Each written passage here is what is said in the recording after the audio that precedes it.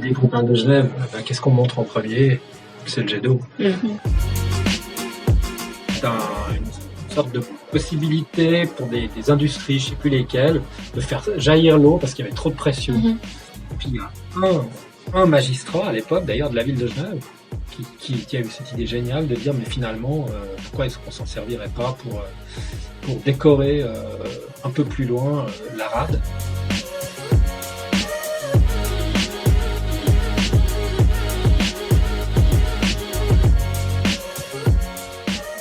Plage, le jet d'eau, les quais, le jardin anglais, là où vous avez vu l'horloge fleurie. Donc ça, c'est vraiment les grands classiques de la ville.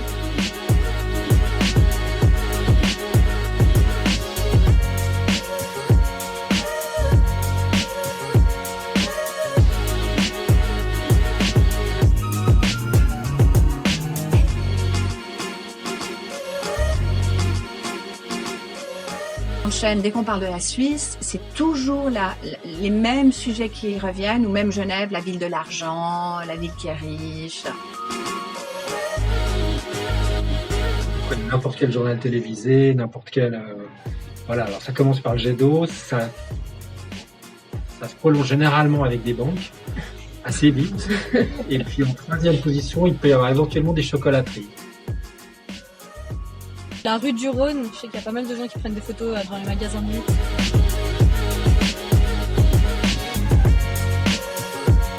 Ce qui est marrant aussi à Genève, c'est qu'en fait, quand vous regardez autour de vous, notamment tout ce qui est un peu surélevé, c'est-à-dire les montagnes autour de Genève, qui sont toutes françaises. Ensuite, il y a la vieille ville, place Bourdefour. Vous êtes monté déjà dans la vieille ville, cette place où il y a la fontaine au milieu.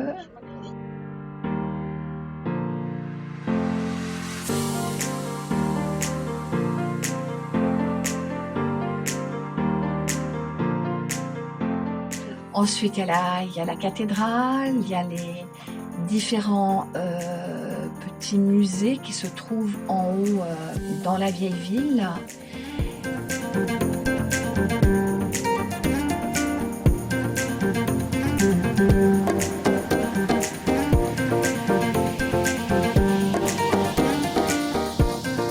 Un des grands classiques, un des monuments en ville de Genève, c'est le mur des réformateurs. Voilà, les contingents. Parce que Genève était protestante, oui, c'est ça qui est important aussi de savoir. C'est-à-dire que nous, on est vraiment culturellement, aujourd'hui beaucoup moins, les protestants sont une minorité, mais à l'époque, c'était quand même un fief protestant, Calvin, etc. La Rome protestante, on l'appelait la Rome protestante.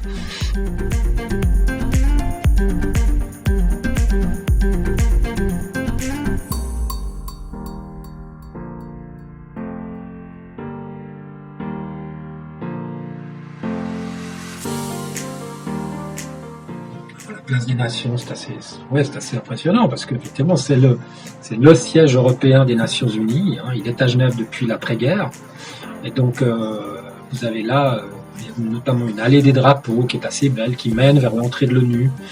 Là, il y a des belles images.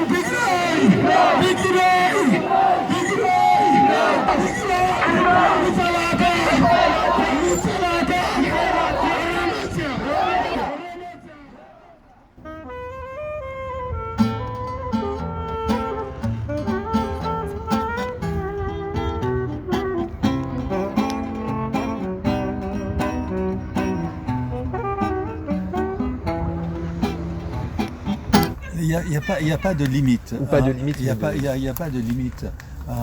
Genève, c'est ouvert au monde international. Alors, au Paquis, il y a les bâtiments qui sont au bord du lac, sur la rade, qui assez récemment ont été transférés au système international. Mais les Paquis, c'était une zone d'habitation. Le système international, il s'est développé de ce côté-là, un peu en dessus des Paquis. Essentiellement sur la commune de Genève. Le Petit Saconnet fait partie de la ville de Genève. C'est une ancienne commune qui a fusionné avec la ville de Genève. Et puis, ça s'est développé également un peu après, dans un deuxième temps, au Grand Saconnet, qui fait la frontière avec la France et avec ce qu'on appelle le pays de Gex, le département de l'Ain. Et puis également sur Brogny-Chambésy, qui est la commune qui se trouve un peu plus haut, un peu plus au nord. Alors, le système international, il est essentiellement concentré ici. Il n'y a pas de conflit. Alors, quand j'étais gamin, quand on voyait passer des voitures, mais il y a 60 ans, quand on voyait passer des voitures avec CD, corps diplomatique, on disait cornichon diplômé. Donc il y avait une certaine tension, pas malveillante, mais une certaine tension, parce que eux, ils pouvaient faire ce qu'ils voulaient. Ils se parquaient un peu n'importe où, ils ne respectaient pas. Ils avaient des privilèges et des immunités, ils en profitaient largement. Ensuite, ça a été jusqu'au point où il a fallu serrer les boulons un tout petit peu et dire à ces gens-là que vous ne pouvez quand même pas vous mettre n'importe où, etc. Moi, je vois de moins en moins d'interactions et de contact entre ces deux mondes, quoi. C'est vraiment de plus en plus, je trouve, peut-être, voilà. C'est vraiment deux mondes séparés, ils se retrouvent vraiment entre eux. Apparemment, ils nous reprochent aussi notre entre-soi, donc c'est peut-être un peu des deux côtés, mais il y a vraiment des lieux, alors on peut parler avec certains commerçants, des lieux qui vivent que à travers les fonctionnaires internationaux. Où ils se retrouvent des restaurants où on parle que anglais. On parle des Bains des Paquis, qui est un endroit populaire et génial et important du quartier. Vous allez à certains moments, on parle plus qu'anglais. Exactement. La population du quartier, parce qu'il y a aussi des immigrés, des travailleurs qui viennent d'Italie, d'Espagne, beaucoup de Portugais aussi qui sont venus travailler à Genève. Et avec eux, c'est vrai qu'on a quand même tendance à avoir plus de relations. Oui. Oui. Puis aussi parce que les enfants vont à l'école, parce qu'il y a la ludothèque, parce que la maison de quartier, il y a des animations. Donc il y a quand même une tendance quand même à... Ils sont aussi dans le coup, dans le quartier. Parce que c'est des gens qui vivent, qui se projettent dans le quartier et qui ont une vision un peu plus sur le long terme. Le problème, il s'est plutôt déplacé sur l'afflux des Français qui viennent travailler à Genève. Et qui n'est d'ailleurs maintenant plus seulement des Français, parce que Genève est venue tellement cher, inaccessible pour beaucoup de Genevois. Et à Genève, comme on n'a pas de périphérie, on a aussi de plus en plus de Genevois qui ont décidé d'aller s'établir en France, parce qu'ils se disent voilà, pourquoi les Français profiteraient de loyers intéressants et puis nous non. Donc maintenant il y a beaucoup de Genevois qui se sont établis. Alors, maintenant on a construit un chemin de fer aussi, un système de transport ferroviaire qui était prévu déjà en 1912, qui n'avait jamais été réalisé, qui vient d'être réalisé, et puis qui relie surtout la partie Haute-Savoie et Chablais. Alors ça crée un problème, et parce que, je vous l'ai dit, ils sont très très nombreux, et puis au bout d'un moment, on peut se poser des questions sur qu'est-ce qui reste genevois dans cette ville qui est devenue internationale.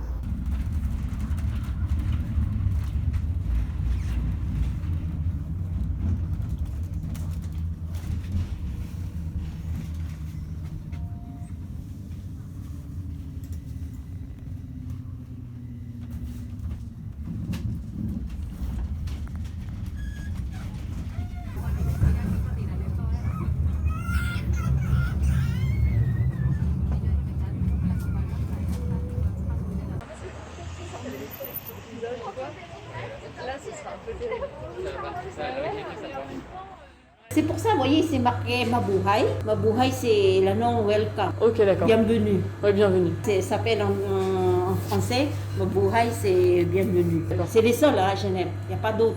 Ah, vous êtes le seul? Non, il y a toutes seules. Et, C'est tout le temps les Philippins, oui. D'accord, il n'y a pas trop d'étrangers. Enfin, Non, de les gens de- étrangers, il n'y en a pas beaucoup. Il y a beaucoup de communautés de Philippines, Ouais. parce que cette magasin, c'est déjà 28 ans. À Basel, il y en a les conteneurs qui commandent pour toutes les Suisses. D'accord. C'est nous qui commandons à Basel, ça s'appelle les compagnies, c'est Yongpa.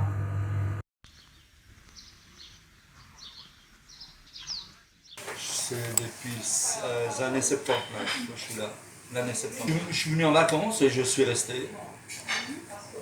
Vous êtes tombé amoureux de la ville? Non, je suis tombé amoureux des filles. Non, j'ai rencontré des copains, des copines, je suis resté là, j'aimais bien.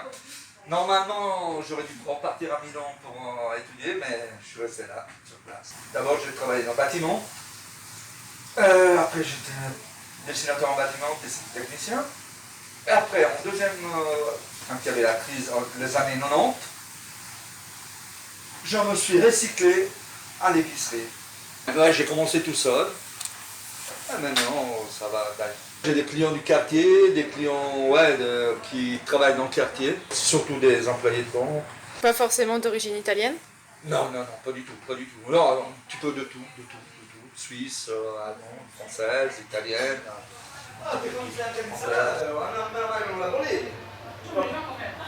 Hein? Hein?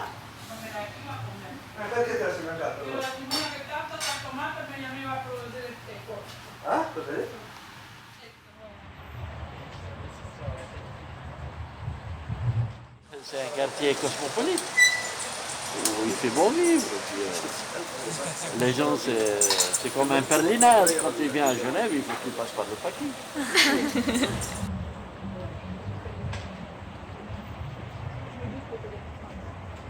Genève est une ville multiculturelle, les Paquis encore plus. Et puis ça, c'est comme ça depuis quasiment tout le temps. La clientèle, elle était au départ uniquement africaine ou descendante d'Afrique, ou plutôt, je dirais, à peau noire. Donc ce sont aussi bien des Antillais que des Américains, que voilà. Donc c'est plutôt ça. Et puis maintenant, ça se diversifie. C'est plutôt des Genevois et puis France voisine, toute la France voisine aussi. Très grande majorité des produits, c'est des produits américains, il y a des produits français, il y a des produits européens d'une manière générale. Il n'y a pas de produits suisses.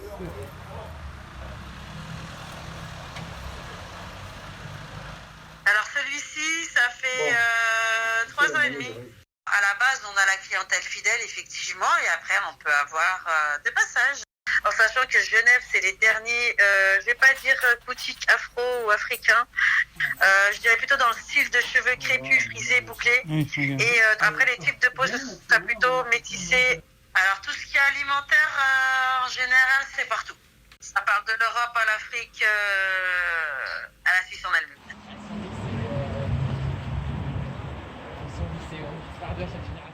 Non, le gérant, c'est mon frère déjà, il est né en Suisse, mais le propriétaire c'est ma mère qui est née au Portugal et qui est venue ici à ses 18 ans. Parce que la vie là-bas, elle ne permettait pas de continuer, elle avait des frères et sœurs, du coup elle a dû venir s'installer en Suisse. Et du coup par la suite, elle a dû trouver des travaux, des jobs, et du coup elle s'est installée ici. Nous on est ici, ça fait 30 ans, donc mes parents ils sont ici, ça fait 30 ans, et c'est la première épicerie portugaise à Genève. Bah écoutez, il faut avoir des choses un peu variées, il faut avoir des produits que les personnes elles aiment au Portugal, qui sont habituées, on ramène un peu aussi cette coutume du Portugal ici, donc voilà. Et au niveau des fournisseurs, vous êtes en contact avec des... seulement Portugais, ouais. C'est que des Portugais? Que des Portugais. Qui sont au Portugal? Non, qui sont ici, en fait ils importent du Portugal ici, ouais. Après nous on les contacte et après ça vient dans notre magasin.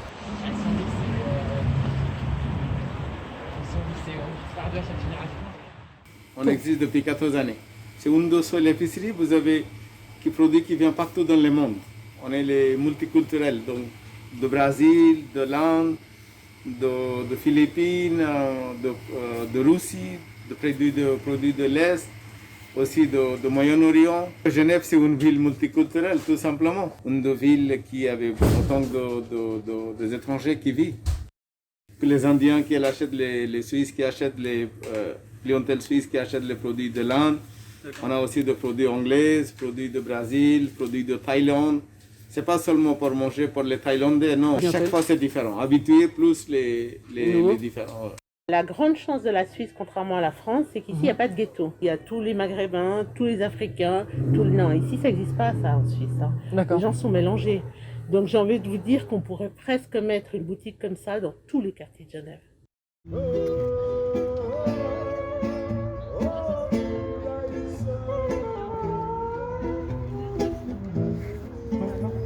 Du coup, tu t'appelles comment Je m'appelle Maroun Saïd. Ok. Je viens de Liban, de Beyrouth. Et je suis là pour un programme d'échange à l'Université de Genève. T'as pris l'habitude de sortir où là? Parce que ça fait pas longtemps que t'es là. The first time I went to the jardin anglais, tu sais. Ouais. C'était là-bas, le jet d'eau, le lac. Et en fait, j'ai pris une bière avec mes potes et comme ça. Et là-bas, c'est où j'ai rencontré la première fois les gens qui ont un échange ici à Genève. Et l'asso Erasmus est assez active. Dès mon arrivée, le 15 février, quand j'ai fini en fait ma quarantaine, ils ont commencé de faire des activités.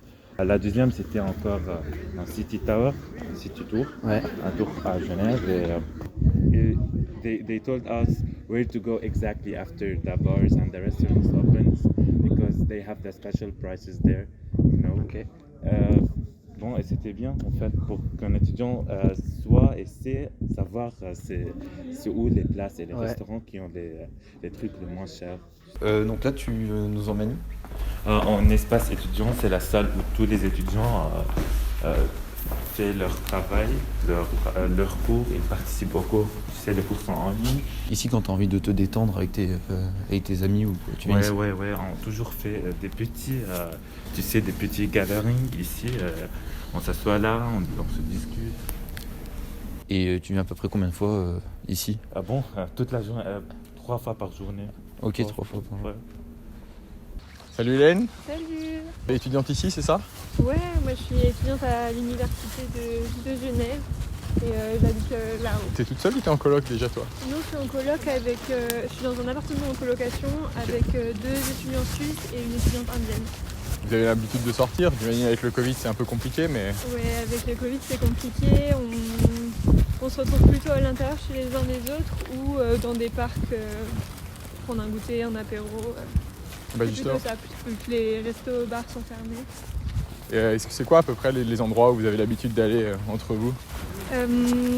Souvent pour se poser au moment de l'apéro, ça va être les bords du lac, du côté du jardin anglais, qui sont assez sympas. Sinon à Plein Palais, c'est là où il y a pas mal de monde. Il y a un skatepark assez cool, donc il y a souvent du monde qui se pose là-bas. Après plus près d'ici, moi j'aime bien aller au parc Bertrand, il y a plein de gens qui font du rugby, du yoga, il y a plein d'activités, c'est cool, les gens sont sympas. Mais voilà, c'est assez limité en ce moment. Forcément, mais ça peut s'ouvrir. Ouais. Bah écoute, c'est sympa, on va aller voir tout ça. Ok.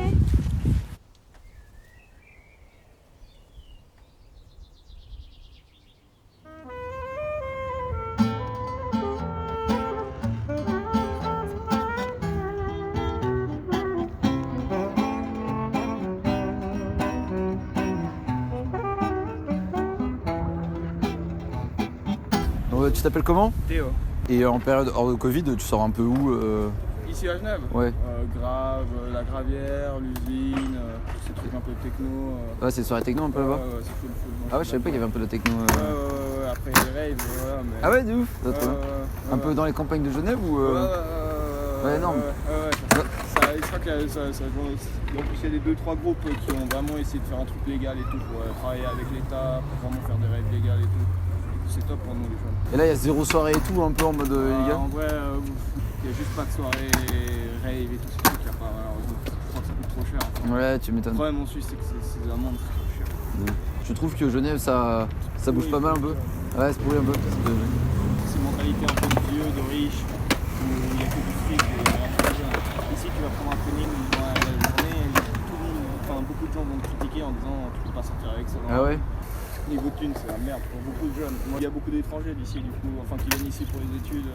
Dans mon taf, c'était une espagnole, et du coup, pour les gens comme eux, Ça, avec le Covid, en fait, le problème c'est que tu ne peux pas sortir, du coup tu vois pas d'autres personnes. Et du coup, quand tu arrives et que tu viens d'être en confinement, ben, tu peux rien faire, tu restes dans ton appart, tu fais rien. Du coup, les jeunes, pour les étudiants, ça va être. Je veux dire, les boîtes c'est cher, la boisson, la bouffe, c'est vite cher. Un McDo, c'est 15 balles. Enfin, je veux dire, pour un Français. Et sinon, au niveau coût de la vie aussi, tu sens une vraie différence par rapport à Beyrouth? Ouais, bien sûr. Et en fait, ici, je suis un bénéficiaire d'une bourse de 1000 francs suisses par l'Université de Genève. Je paye 575 francs pour l'appartement ici, pour ma chambre au cité. Ouais, t'es tout seul. Je paye l'assurance, le truc d'assurance c'est mensuel, le transport public, il me reste pour net 290. Dans ce 290, je fais mes courses, je prends une bière et un drink et aller au jardin anglais. En fait, je pense que j'aurais besoin de 300 francs en plus pour bien vivre à Genève. Ok. Ah, merci. Ouais, c'est cher. Le problème, c'est que la vie est très chère par rapport à ce que tu gagnes. D'accord. C'est quand même, si tu te permets des trucs un peu plus fous que d'habitude, bah, c'est clair que tu arrives à la fin du mois, tu n'as rien, et déjà une semaine avant, tu n'as déjà plus rien. Ça, c'est vrai que c'est comme je te disais, la vie est très chère, enfin est devenue beaucoup plus chère qu'il y a 20 ans, tu vois.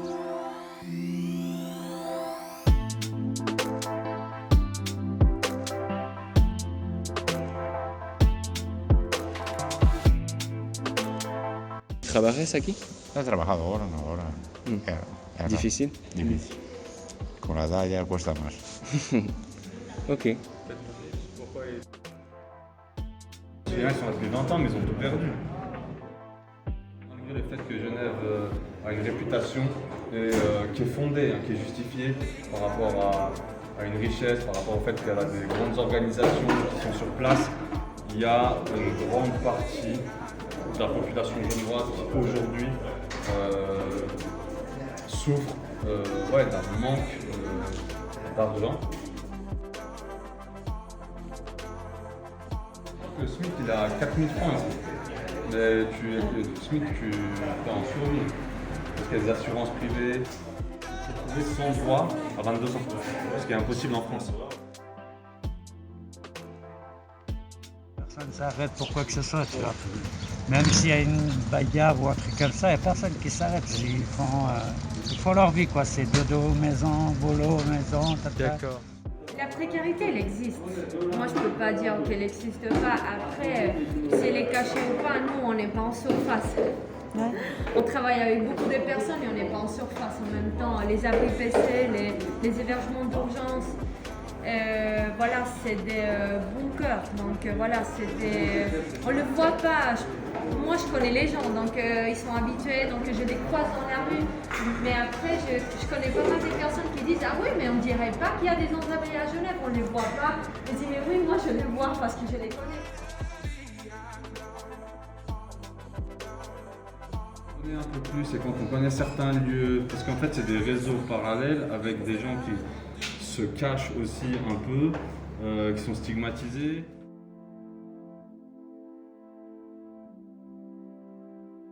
Tellement en fait c'est caché, mais c'est même caché par les gens même qui sont dans la précarité. Des choses, il y a des gens qui sont venus passer des soirées sur le bateau parce qu'on a aussi une programmation musicale en été quand on est hors Covid et qui savent pas en fait ce qui se passe le matin.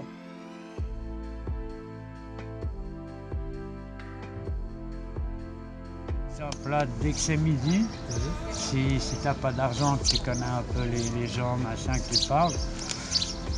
Tu viens à l'église, là. D'accord. Il y a des repas gratuits en bas. Pas tout le monde connaît. Et, répondre à des besoins un peu primaires, ça veut dire, pour être vulgaire, manger, se laver, se reposer, une première écoute, et après de l'orientation. Et on fait aussi du dépannage alimentaire et vestimentaire. On travaille avec plusieurs associations qui font ça à Genève aussi, comme le bateau, je ne sais pas si vous connaissez, mais le bateau Genève, aussi l'accueil de nuit de l'Armée du Salut, donc on travaille pas mal ensemble et puis ouais, on arrive à faire des choses. C'est-à-dire qu'on a notre cœur d'action qui est justement la distribution de repas et puis d'accueil inconditionnel des gens. Et puis autour de ça, en fait, on a créé à la fois avec les travaux et à la fois avec la buvette, ce qu'on appelle la buvette, ben aussi des stages de réinsertion socio-professionnelle.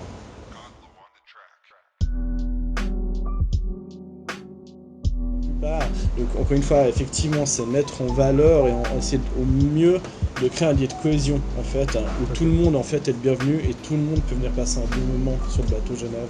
Alors après à des heures différentes et tout ça. Le but c'est de jamais exclure personne en fait et que tout le monde puisse, on va dire, profiter un petit peu de ce lieu qui ne nous appartient pas en fait. En fait, nous, les deux seules choses qu'on ne peut pas accepter en fait à bord, c'est la violence et puis tout ce qui est illicite, c'est-à-dire les drogues, voilà. Indépendamment de ça, tout le monde est le bienvenu. Tout le monde est le bienvenu et on dit n'importe quoi, au maximum. Et il n'y a pas de condition en fait à venir au bateau Genève.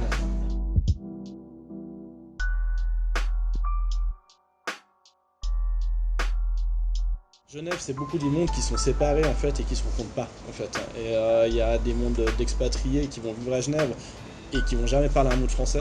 Il y a des Genevois qui vont jamais rencontrer, voilà. Et en fait, c'est un peu le fonctionnement. Et puis nous, le but, c'est de briser un peu tous ces mondes, puis de faire en sorte que sur un lieu, ces mondes se rencontrent, se côtoient et puis s'apprécient, quoi.